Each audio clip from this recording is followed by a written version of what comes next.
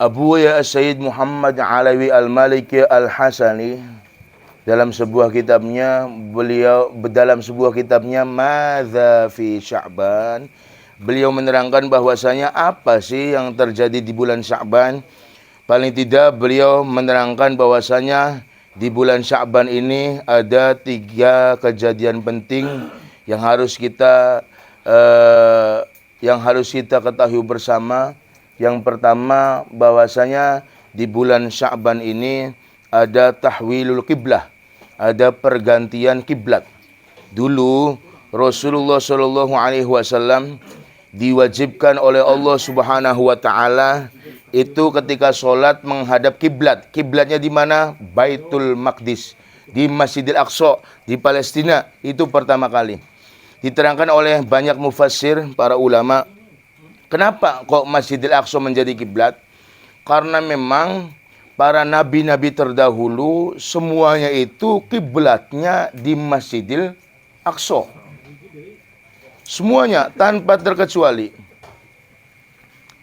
Lah ketika kejadian itu Rasul Shallallahu Alaihi Wasallam diterangkan dan diabadikan oleh Allah dalam satu firman-Nya di dalam surat Al-Baqarah. A'udzu billahi minasyaitonir rajim. Qad nara taqalluba wajhika fis sama' falanuwalliyannaka qiblatan tardaha fawalli wajhaka syatrul masjidil haram. Qad nara taqalluba wajhika fis sama'. Wahai Rasul, wahai Muhammad, sungguh aku telah melihat engkau memandang ke atas bolak-balik seperti itu. Kalau Mang Rasul kepengen kiblat ketika sholat itu menghadap Masjidil Haram.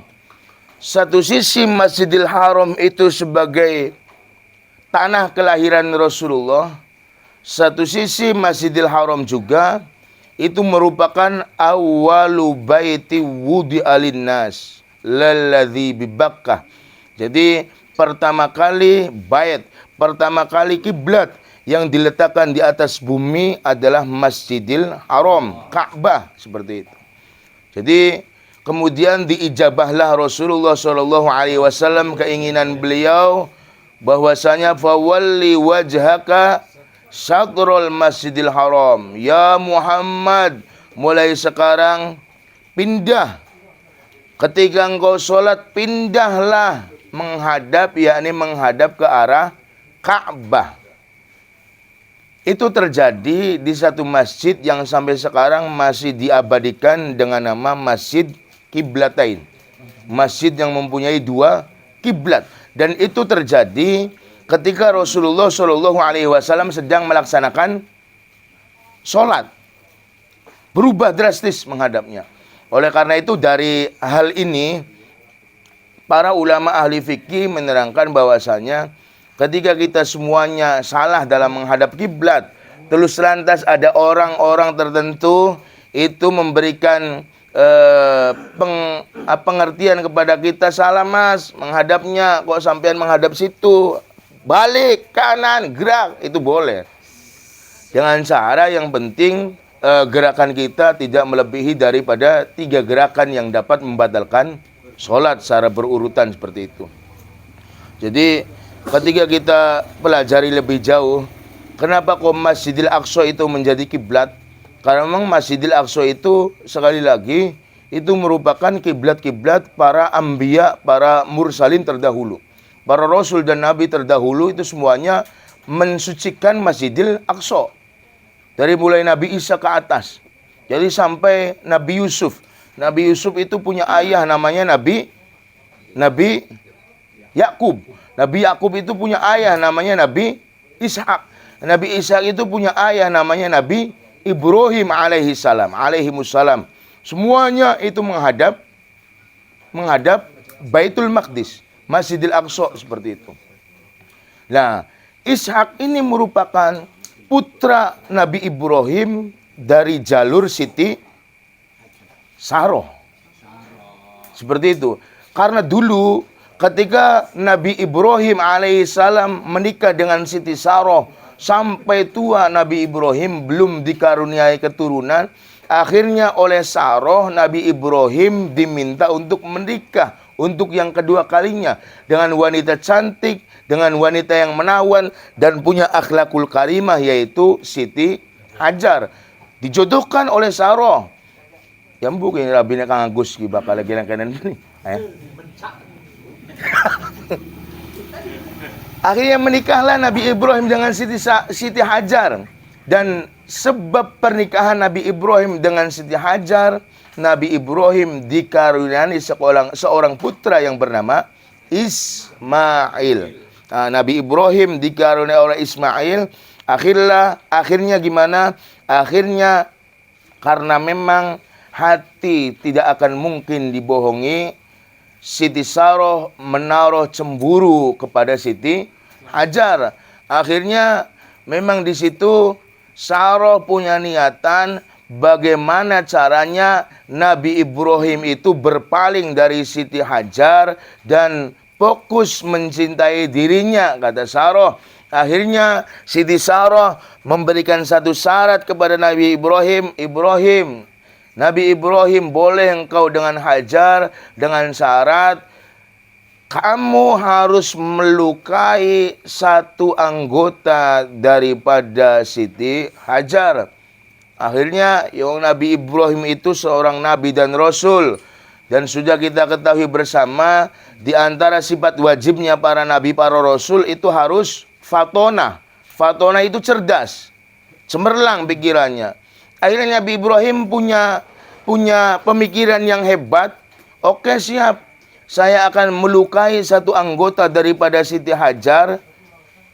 Apa yang dilakukan oleh Nabi Ibrahim? Kemudian ditindiklah. Apa kinarana keng? Gikin ki. Ebeg.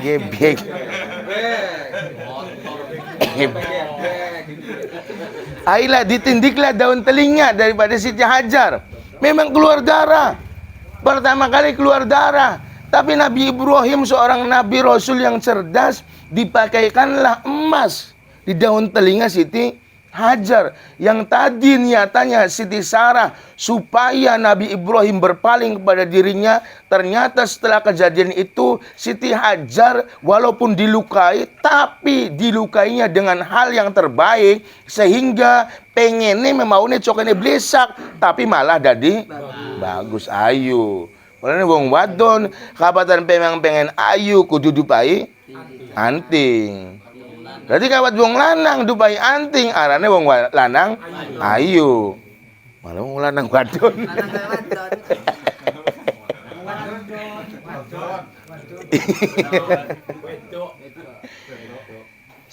Sehingga Nabi Ibrahim itu dengan Siti Hajar dan putranya Ismail sempat hijrah ke Makkah. Dan setelah sampai ke Mekah, Nabi Ibrahim meninggalkan Siti Hajar dengan Ismail di sana, di bumi tandus di sana. Kemudian Nabi Ibrahim balik lagi ke Siti Saroh. Nah, setelah itu barulah Nabi Ibrahim dari Siti Saroh dikaruniai seorang anak, yakni Nabi Ishak. Nah, Ishak ini merupakan anak dari Siti Saroh, istri pertama Nabi Ibrahim. Semua turunan Nabi dan Rasul semuanya itu dari jalur Nabi Ishak kebanyakan. Sampai Nabi Isa. Oleh karena itu di dalam kitab Zabur, di dalam kitab Injil, di dalam kitab Taurat, semuanya itu diterangkan jelas. Kalau nanti akhir zaman ada seorang nabi, ada seorang rasul yang menjadi penutup para nabi, para rasul, jelas alamatnya, jelas sifat-sifatnya, jelas bentuknya, semuanya diterangkan. Dan itu semuanya diketahui oleh para ulama Nasrani dan Yahudi. Sebenarnya tahu kalau Rasul itu merupakan nabi terakhir, kalau Nabi Muhammad itu merupakan nabi penutup, tahu. Tapi mereka itu punya rasa hasud di dalam hati. Kenapa yang dijadikan nabi penutup, Khotamul Anbiya wal Mursalin, itu dari jalur Nabi Ismail, bukan dari jalur Nabi Ishak. Itu yang menjadi kesimpulan para ulama. Makanya sifat hasud itu kadang membutakan hati kita, membutakan mata kita. Walaupun benar tetap kelihatan salah. Seperti itu. Jadi ada satu peristiwa di bulan Sya'ban itu ada tahwilul kiblah. Pergantian kiblah. Itu yang pertama. Yang kedua, di bulan Sya'ban itu juga ada raf'ul a'mal. Semua amal manusia dari mulai A sampai Z itu semuanya diangkat oleh para malaikat, dihadapkan kepada Allah Subhanahu wa ta'ala. Itu semuanya terjadi di bulan Sya'ban. Menurut mayoritas ulama, jumhurul ulama, itu terjadi kapan? Malam nisfu Sya'ban. Oleh karena itu, daripada amalia para ulama-ulama terdahulu biasanya menganjurkan kita untuk menghidupkan malam nisfu Sya'ban sesuai dengan sabda Rasulullah sallallahu alaihi wasallam, khamsu layalin la yuraddu fiha du'a fihinna du'a. Ada 5 malam yang doa tidak akan ditolak. Semuanya diterima dan insya Allah pastinya diijabah oleh Allah Subhanahu wa ta'ala. Apa 5 malam itu? 1 malam 1 Rajab, 2 malam nisfu Sya'ban, 3 malam Jumat, 4 malam Idul Fitri, 5 malam Idul Adha. Ini 5 malam, ini malam istimewa. Semua doa tidak ada yang ditolak. Semua doa insya Allah diijabah. Oleh karena itu para ulama memberikan amalan untuk kita semuanya. Biasanya habis maghrib ketika malam nisfu Sya'ban itu akan ada acara pembacaan surat Yasin biasanya. Berapa kali? 3 kali dengan niat-niat yang tertentu.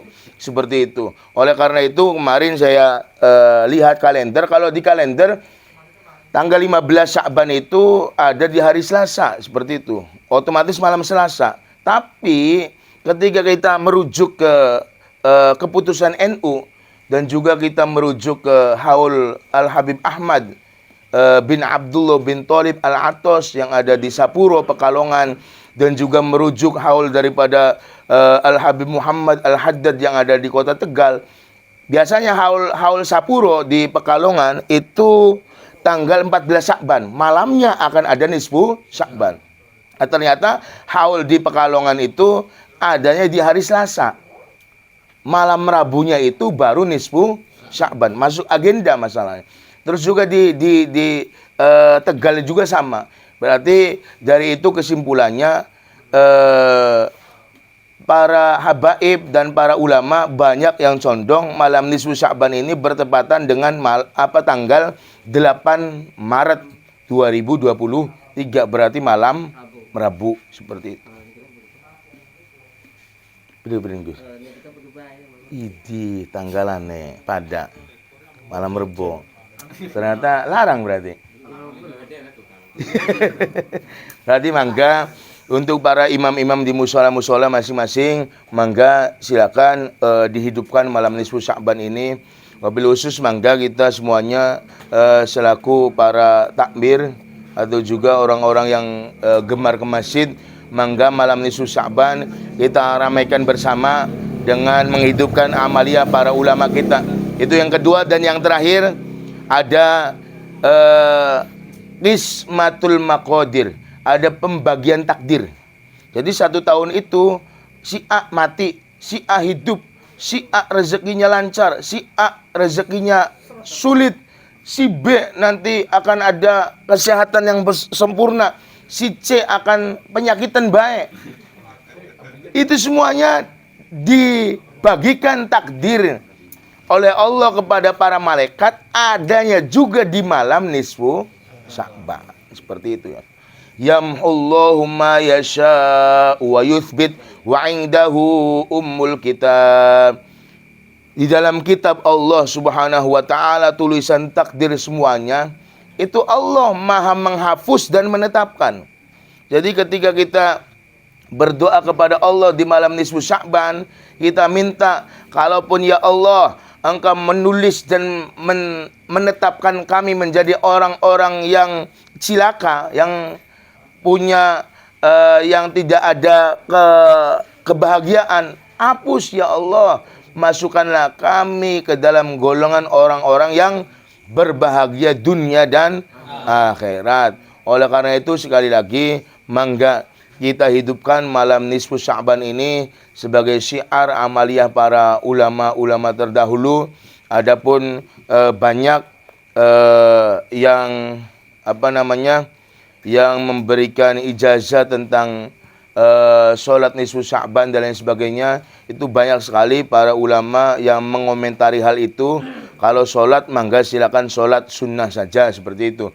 Jadi ba'da maghrib itu mangga sholat ba'da maghrib, setelah itu ya tambahkanlah sholat apa, silakan sholat sunnah saja ya. Jadi tidak usah kita niat sholat nisfu Sya'ban, karena memang sebenarnya itu sholat sunnah yang dilakukan di malam nisfu Sya'ban, seperti itu. Itu perbedaannya seperti itu. Karena memang sholat nisfu Sya'ban itu nggak ada tuntunannya seperti itu. Dan banyak ulama yang mengatakannya itu sebagai bid'ah yang mazmumah, mungkaroh, seperti itu. Jadi kita amalkan amalia para ulama dulu. Sholatnya sih sholat sunnah apa saja silakan.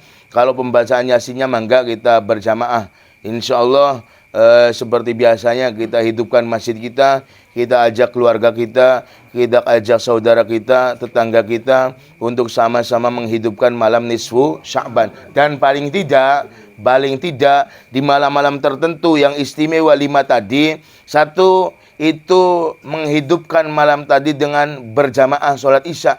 Satu. Keduanya paling tidak itu punya azam yang kuat dalam hati, pengen untuk sholat subuh berjamaah. Yang bumbu ngopi baik iki setengah papat malah bobo.